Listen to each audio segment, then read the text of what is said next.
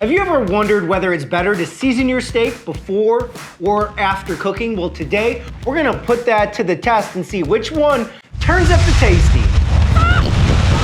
Today we're gonna try a little steak experiment, seasoning steaks two different ways. One right before cooking and one right after cooking to see which one produces the best results. I was recently at an event with family and friends and the host had pre-seasoned steaks for me to cook with all the accoutrements that you see here. And that really got me thinking which method is better, before or after. Now I typically season only beforehand with salt. So this is going to be a little variation. We have two excellent looking ribeyes right here, and let's go ahead and get them seasoned up. Now, if you have watched this channel before, you know that I like to consider myself a Tesla of T-bones, a Da Vinci of the meats, and in science it's important to try to keep things as equal as possible. So that's what I'm going to attempt to do when I season these steaks. I have a half a teaspoon right here, and so I'm going to try to season both before and after in equal amounts to reduce that variable from impacting the final outcome. And we're gonna go ahead and we're gonna start with salt, kosher salt. Now the question is a half a teaspoon the right amount? And I really don't know the answer to that. I always sort of season to look, right? I mean, what does it look like when it's on the steak? Because let's face it, a thin steak is going to require a lot less seasoning than something that's 1.5 inches thick. These are what I would call standard ribeyes. They are about 1 inch thick, about 1 pound a piece. So there we started with the salt. Here we're gonna go to the pepper. Now typically I might use pepper from a grinder, freshly ground pepper, but that's really hard to keep it equal. And even here in this, you can see I'm getting a little around the steak. I don't think it's gonna have a tremendous impact, but we shall see. This is not the way I would normally season with a measuring spoon, so we're just gonna do our best and forget the rest. That's all we can really do, whether it's steaks or life. I mean, this looks like about the right amount. So then we got some onion powder right here. Let's see if I can not spill it. It may looks a little thick on the seasoning, but I mean, look at that. I mean, it's evenly coated on both sides. A little paprika. I'll just do my best to sort of tap it on there. Yeah, the paprika's a hard one, but let's kind of smear the steak all around.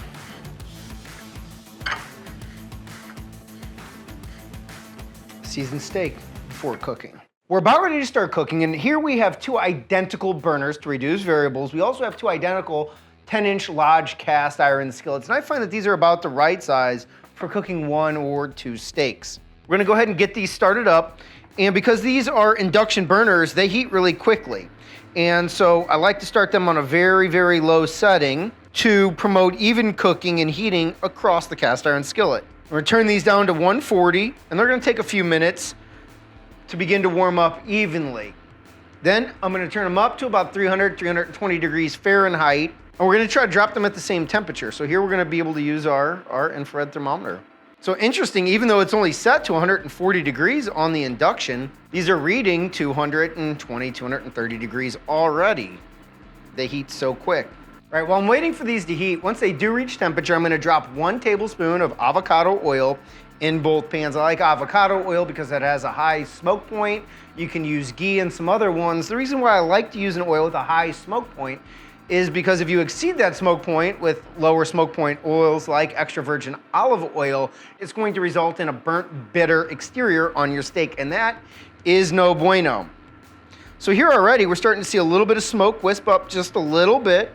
Okay, we're at about 350 there. I think we're ready to drop in some steaks. Get that coated around nicely, end to end.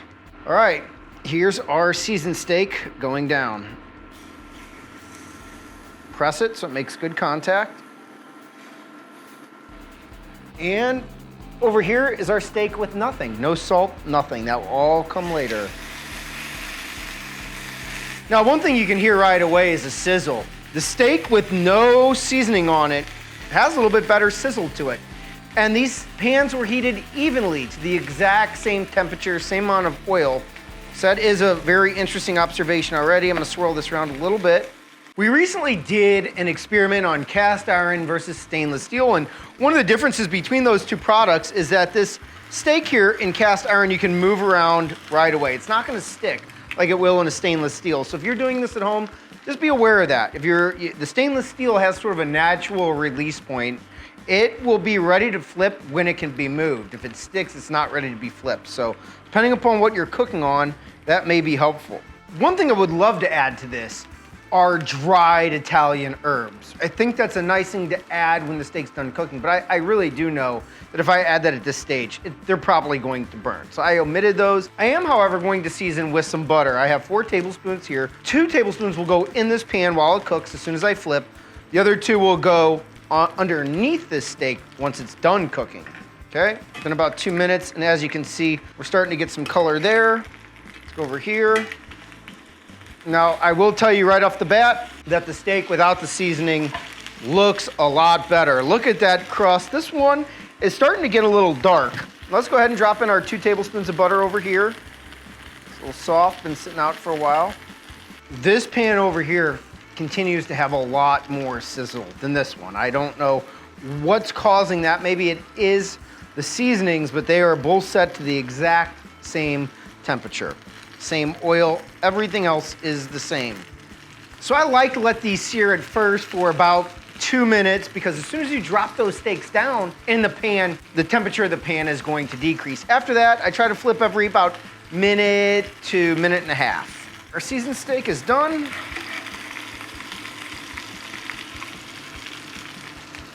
There. The steak here is done too. Let's go ahead and put this on the plate. All right, now it's time to season the steak that wasn't seasoned at all prior to cooking. And what's the right way to do this? I really don't know, but I'm gonna use the same half a teaspoon. I'm gonna put half of it on the bottom and half of it on top. Grab my tongs, I will place the steak directly on top of this right here. Let that melt the butter a little bit, press down on it. Go ahead, in fairness, get the juice right on top as well. And then repeat here. All right, before I cut into these, we pulled them both at about 120 degrees Fahrenheit. Visually, they look really different. You know, I applied the butter afterwards here, probably had a little bit of the oil in it. I'll concede that. But since they both cooked in oil, I don't see it as having a tremendous impact on the final flavor. This one has actually a much nicer color than I expected. I really thought that those seasonings would burn more, and maybe they would, especially if you buy into the myth of a ripping hot pan. I'll get to that in another video, but what I find is, a high medium heat, that will drop down, and then you need to control the heat from there at about a medium. Otherwise, seasoned or unseasoned, I've experienced it's likely to burn. But color-wise, looks about the same, and I would say that's this side here on the seasonings. This was the flip side. This doesn't have as good of a Maillard reaction. We can see that, just to be fair, about both sides. This side looks good. When I first flipped it, candidly, I thought it looked a little burnt. Doesn't look burnt. We'll see how it tastes. Over here, in a perfect world, I would have loved to have had the cutting board seasoned prior to dropping the steak. Because of how I wanted to apply it evenly to the top and the bottom, that's why I set it on that plate first. But we are starting to see some of that butter melt. Looks like we have, a good color, good crust here. Yeah, see, not all that butter's quite melted. We'll see that on the other side. Hard to see the crust, but I know from pulling it out, it had a good one, but I think in both cases what happens is once you get that butter and that seasoning on there, that Maillard reaction, that crust is gonna soften just a little bit. Now, well, I'll say probably on camera that doesn't look like a medium rare. Color is not the be all end all of temperature. There are other factors that impact that, and I can tell you, I did pull them off at the same exact temperature. Did they rise evenly after cooking? I can't say that for certain, but I do know where I removed them. And I think it's especially important to cut into the steak that is seasoned afterwards so that each slice sort of gets the same amount of seasoning to it. The color here, again, looks a little bit closer in what I would call color. The other thing too is if you're seeing this at home, these studio lights can have an impact on what the color looks like on camera versus what it looks like in person. I did use the same knife to cut both steaks, but I don't think it's gonna have a tremendous impact on the flavor. But now it's time for my favorite part, the taste test. This is a steak that was seasoned prior to cooking.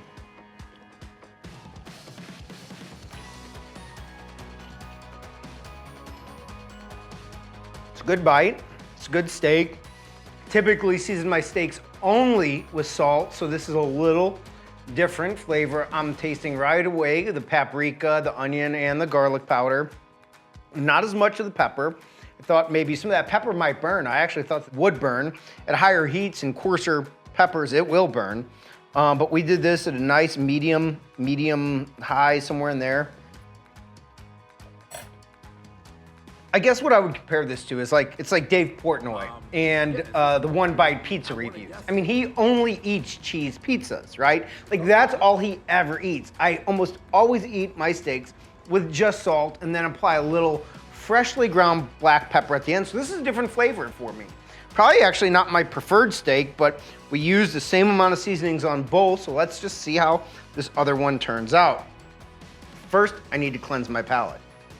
On both boards, we have a nice pool of butter there. You can see some of the seasonings, the accoutrements sort of on the exterior of the steak. I mean, that's kind of the same thing, whether we seasoned before or after. We're not gonna get it all on the steak. Some of those seasonings did end up on the plate, and that's the same here. Some of them are gonna end up around the cutting board. But let's bite in. Let's see how this goes. I'm curious. I mean, it's really close. It's closer than I thought. I definitely thought that the steak that would be seasoned before would come out burnt and bitter. And again, I think it would if you cooked it at a high heat. I would say I think that due to the crust over here, I think this one has a little bit better crust on it from the cook. And I mean, I do think that the one that was seasoned afterwards has a little bit more subtle flavor to it. I really do, and it's really close. I think you could pull off a great steak either way. Let me go in for another bite. It's not so much that it's crispier. It has a little bit more chew to it. Chew from the exterior, not from the type of steak, although one might say, well, you use two different cuts. And the only way to really get this accurate would be to take a rib roast and cut two steaks from the same thing. But even then, you're going to get some differences. What we noticed on the steak that was seasoned prior to cooking was that the one side just didn't have as good of a Maillard reaction. That's the reaction that gives steak this nice color, that attractive color that we like when it's, you know, cooked over direct heat, whether that's on the grill or the stovetop, that you don't get when you sous vide, for example. Again, just a little different than what I'm used to.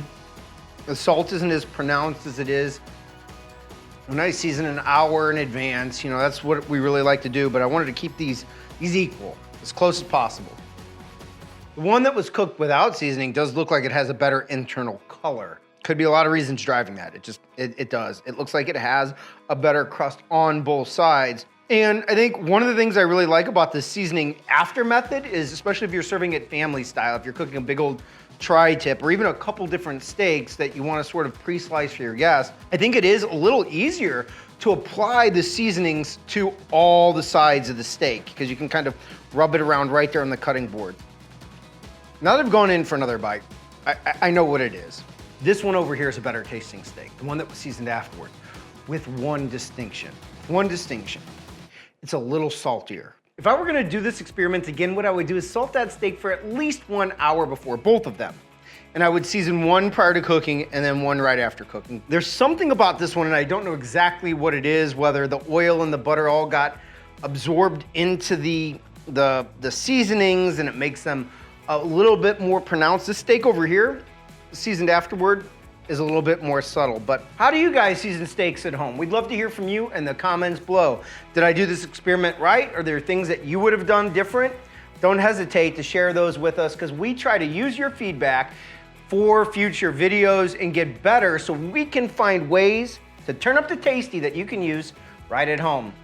I have a little bit more steak to eat here. I'll see you guys next time.